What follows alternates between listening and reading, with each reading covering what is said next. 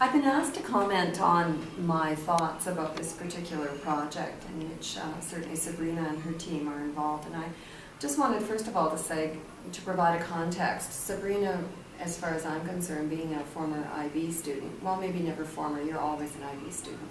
But to me, this is exactly what we want to see our IB students doing. That's graduating, leaving, and then developing and designing projects that are going to make a difference in the world. So Sabrina has brought the project and the idea back to the campus and has engaged in having our students certainly involved and more knowledgeable about what they're trying to do. My thoughts on the actual project, of course, I'm an advocate for safe and certainly use of water. But when I even say safe use, I guess I'm suggesting that all of our water sources are safe, and of course we know that they're not. So that in terms of working toward creating additional water sources that are indeed safe for consumption, and understanding how we then have to protect them is so very important.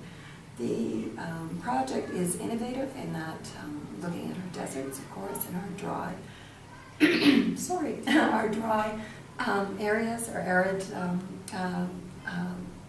areas of land, and determining what we can do is something that we certainly need to develop, whether it's the hydroponic industry or it's certainly taking a look at how we can work with the salt content or the underground sources that are certainly available to us today.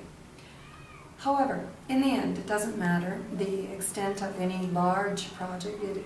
What matters is what we do at the local level or at the individual level. And that involves us as educators, in our case, working with students so that they understand this wastage of water, whether it's washing cars, whether it's brushing teeth, whether it's letting water run as someone, for example, goes around to fill a bucket and it doesn't turn off taps. I mean, it's as simple as that.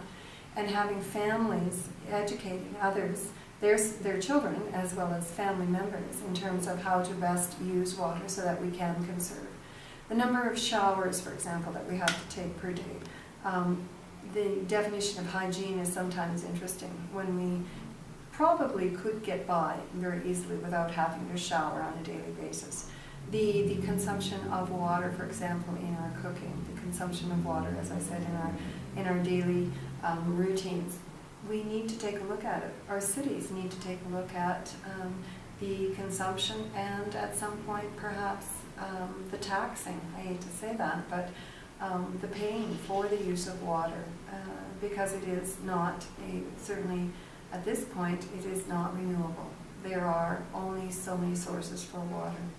So to come full circle, this project is innovative. It's a way to get our young people involved in taking a look at other solutions, and it's a good reminder of what we need to do at an individual level.